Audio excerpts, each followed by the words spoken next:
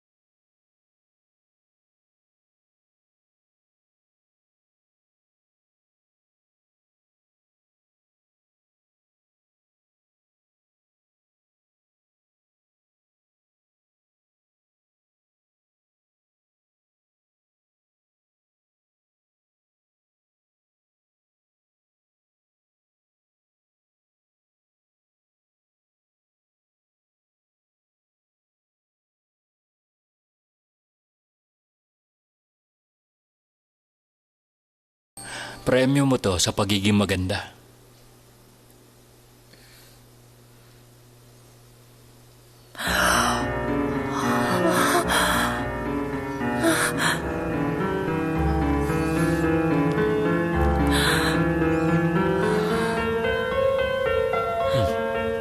Bakit? Hindi mo ba nagustuhan? Gustong gusto. Pakiramdam ko isa tong panaginip.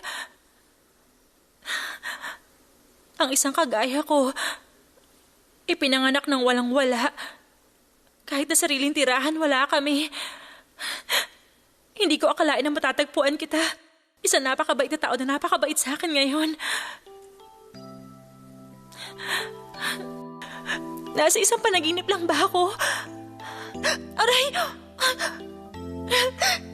Hindi talaga ako nasa isang panaginip.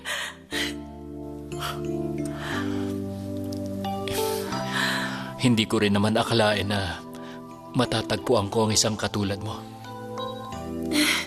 Mr. Guang.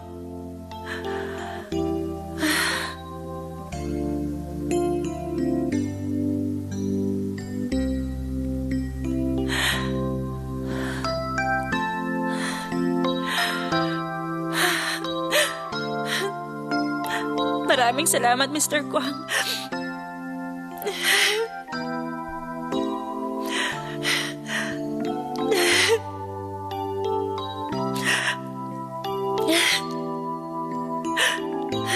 Napakaganda talaga nito.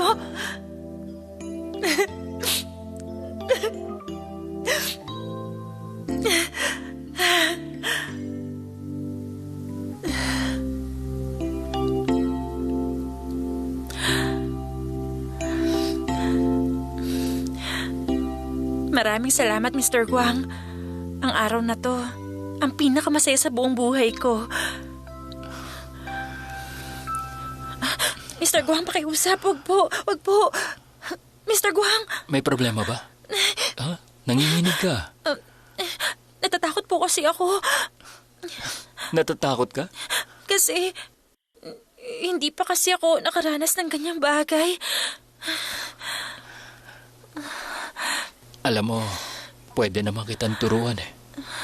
Huwag kang matakot, okay?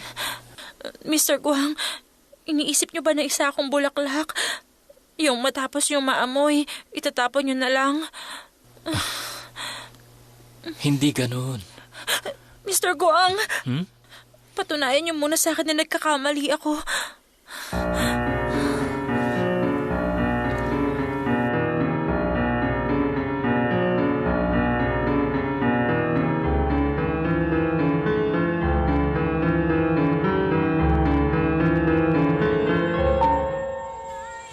may kilala ka bang nagbebenta ng lupa o kaya yung kahit na yung bahay nila? Sino ba naghahanap nun? Oh, sila Myong! Yung anak kong maganda. Eh kasi naman, ibibili kami ng bahay ng bago kong manugang.